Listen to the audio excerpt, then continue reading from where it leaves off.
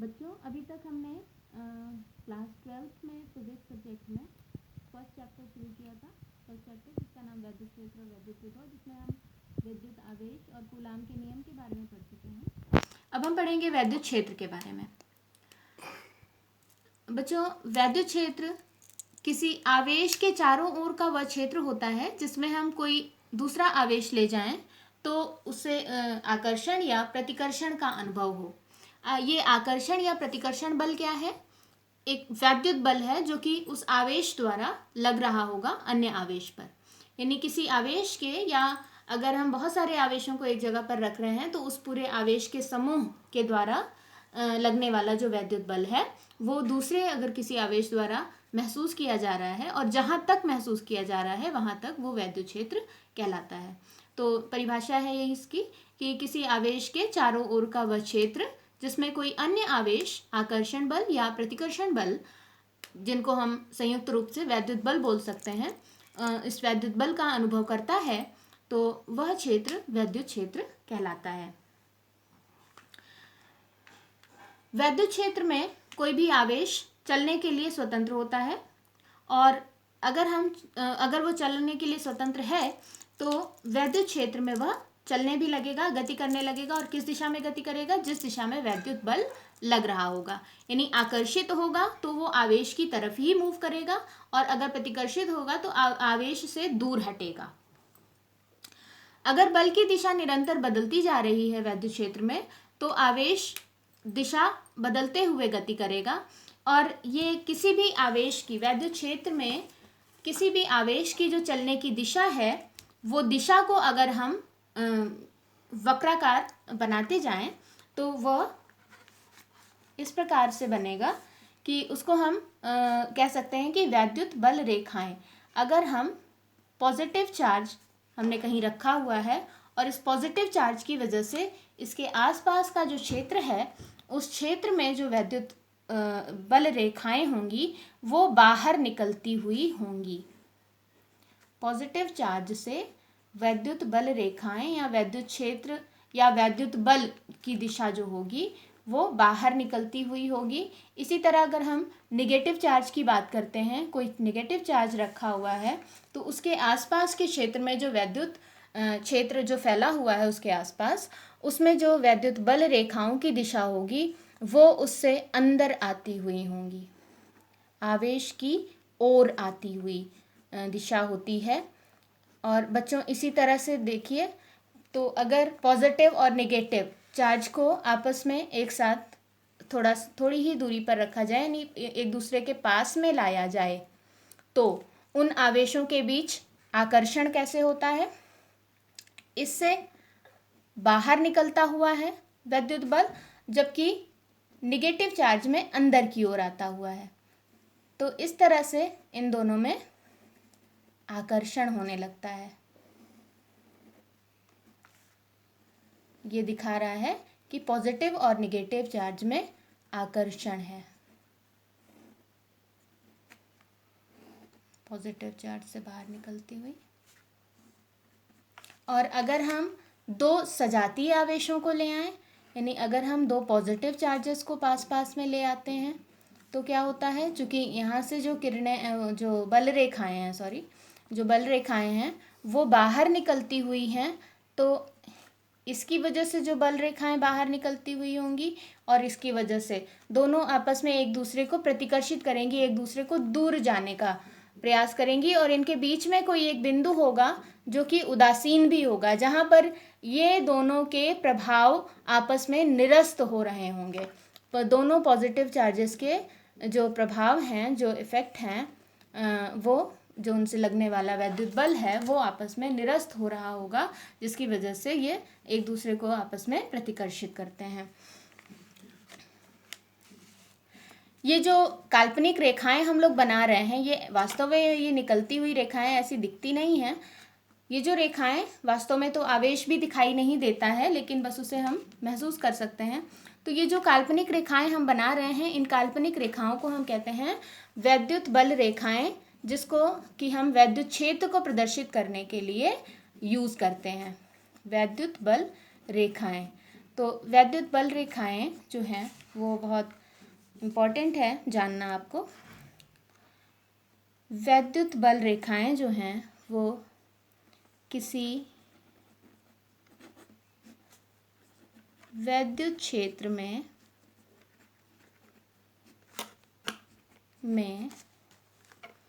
क्षेत्र की दिशा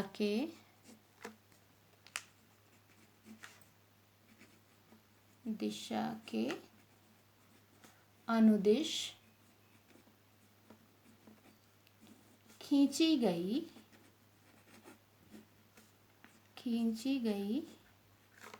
काल्पनिक निष्कोण वक्र होती हैं। काल्पनिक निष्कोण वक्र किसी वैद्युत क्षेत्र में क्षेत्र की दिशा के अनुदिश यानी क्षेत्र की दिशा में ही खींची गई काल्पनिक निष्कोण वक्र रेखाएं जो हैं वो वैद्युत बल रेखाएं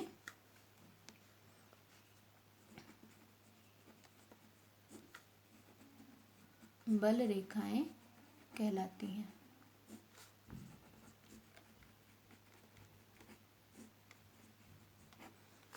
ठीक है, कोई वैद्युत क्षेत्र है तो उस क्षेत्र की दिशा के अनुदिश उसी क्षेत्र की दिशा में जो काल्पनिक रेखाएं हम खींचते हैं, और ये काल्पनिक रेखाएं किस तरह की होनी चाहिए? निष्कोण यानी कि जिनमें कोई भी कोण ना हो, एक स्मूथ कर्व हो। तो स्मूथ कर्व जो हैं वो वैद्युत बल रेखाएं कहलाती हैं। और वैद्युत बल रेखाओं की कुछ विशेषता है।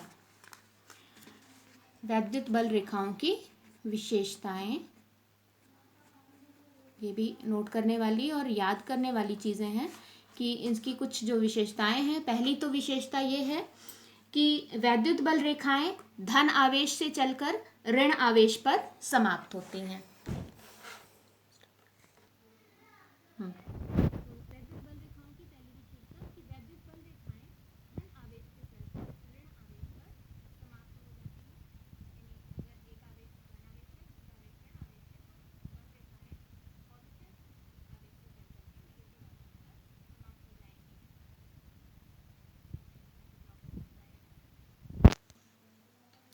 दूसरी विशेषता है कि बल रेखाओं के किसी भी बिंदु पर खींची गई स्पर्श रेखा, अगर हम एक पॉजिटिव और एक नेगेटिव चार्ज की बात करते हैं और ये बल रेखा है, तो इस बल रेखा के किसी भी पॉइंट पर खींची गई स्पर्श रेखा, ये बहुत स्पष्ट नहीं हो पाएगा यहाँ पर। स्पर्श रेखा जानते होंगे आप लोग कि किसी भी कर्व पर उस बिंदु पर स्पर्श करते हुए जो रेखा सीधी रेखा खींची जाती है उसे हम स्पर्श रेखा कहते हैं। तो ये जो स्पर्श रेखा है, ये स्पर्श रेखा उस पॉइंट पर, उस बिंदु पर, स्पर्श रेखा क्या बताती है? उस बिंदु पर वैद्युत क्षेत्र की दिशा को बताती है।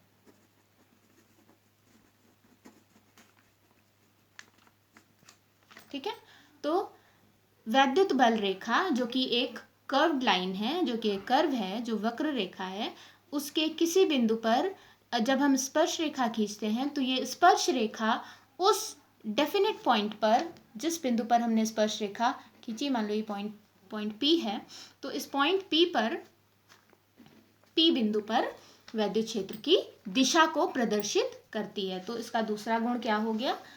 दूसरा गुण इसका है कि बल रेखा के किसी बिंदु पर खींची गई स्पर्श रेखा उस बिंदु पर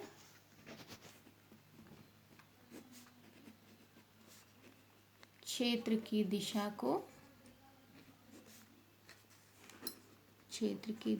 को प्रदर्शित करती है।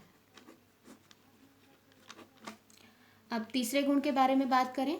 तीसरा गुण है कि बल रेखाएं, विद्युत बल रेखाएं जो हैं वो एक दूसरे को कभी नहीं काटती।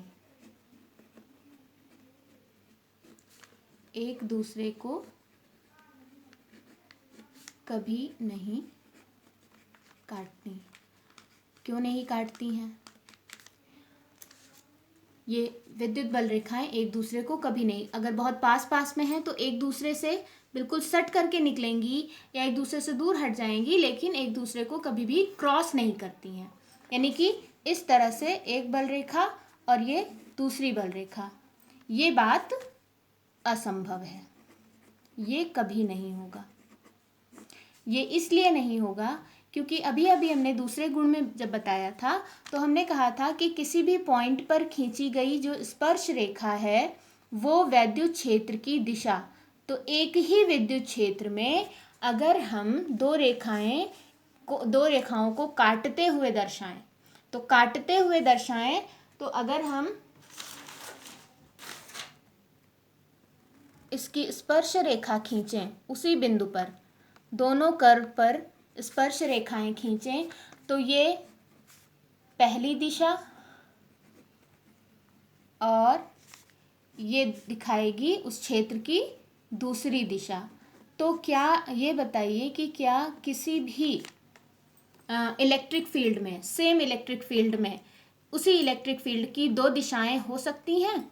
तो ऐसा संभव नहीं है। तो संभव नहीं है, इसीलिए बल रेखाएं एक दूसरे को कभी नहीं काटती, क्योंकि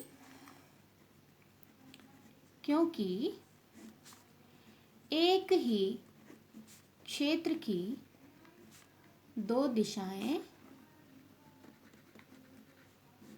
कभी नहीं हो सकती। एक ही क्षेत्र की दो दिशाएं कभी नहीं हो सकती। ठीक है, इसके बाद हम बात करते हैं चौथे गुण की। चौथा गुण क्या है कि ये रेखाएं खिंची हुई लचकदार डोरी की तरह लंबाई में सिकुड़ने का प्रयास करती हैं। बल रेखाएं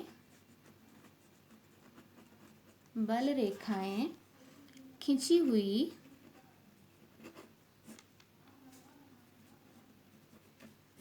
हुई लचकदार डोरी की तरह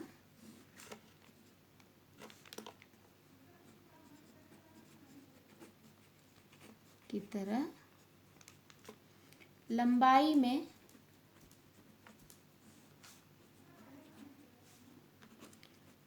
सिकुड़ने का प्रयास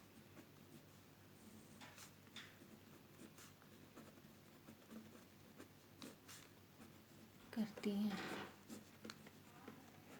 जैसे रबर बैंड को हम लोग खींचते हैं तो हल्का सा भी ढीला छोड़ने पर वो एकदम से सिकुड़ने का प्रयास करती है, बिल्कुल ठीक उसी की तरह ये बल रेखाएं जो हैं वो लचकदार डोरी, रबर बैंड भी एक लचकदार डोरी ही है, तो लचकदार डोरी की तरह लंबाई में हमेशा सिकुड़ने का ही प्रयास करती हैं। और इसी कारण विपरीत आवेशों में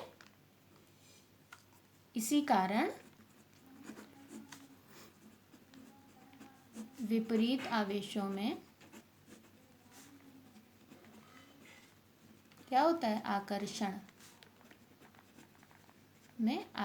होता है।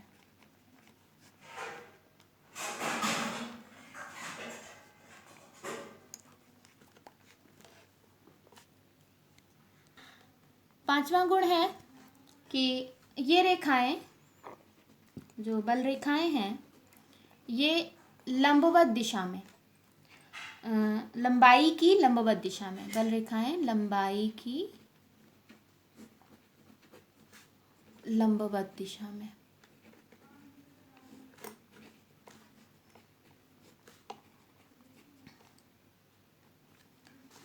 एक दूसरे से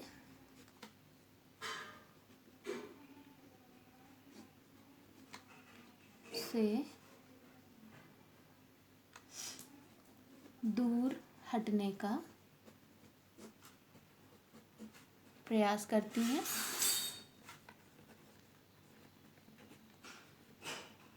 करती हैं। इसी कारण समान आवेशों में प्रतिकर्षण होता है। समान आवेशों में प्रतिकर्षण होता है। तो बच्चों, बल रेखाओं की ये गुण जो हैं वो आपको बहुत अच्छी तरह से याद होने चाहिए और बहुत क्लियर होने चाहिए कि किस कारण से क्या होता है। तो जैसे हमने बताया कि पहला गुण है इसका कि बल रेखाओं की जो दिशा है वो हमेशा पॉजिटिव चार्ज से निगेटिव चार्ज की तरफ होती है। दूसरी बात कि किसी भी बिंदु पर खींची गई स्पर्श रेखा उस बिंदु पर विद्युत क्षेत्र की दिशा को प्रदर्शित करती है। तीसरी बात कि बल रेखाएं एक दूसरे को कभी नहीं काटती। चौथी बात कि बल रेखाएं खींची हुई लचकदार डोरी की तरह होती हैं और लंबाई में सिकुड़ने का प्रयास करती हैं, जिस कारण विपरीत आवेशों में आकर्षण होता है। और बल रेखाएं लंबाई की लंबवत दिशा में, यानी लंबाई की लंबवत दिशा मतलब कि ये उनकी लंबाई है तो ये उसकी लंबवत दिशा है, तो लंबवत दिशा में एक दूसरे से दूर हटने का प्रयास करती हैं। यानी कि एक अगर इस तरफ जा रही है तो एक इस तरफ जाएगी, तो एक दूसरे से दूर हटने का प्रयास करेंगी, जिस वजह से समान आवेशों में प्रतिकर्षण का बल कार्य करता है।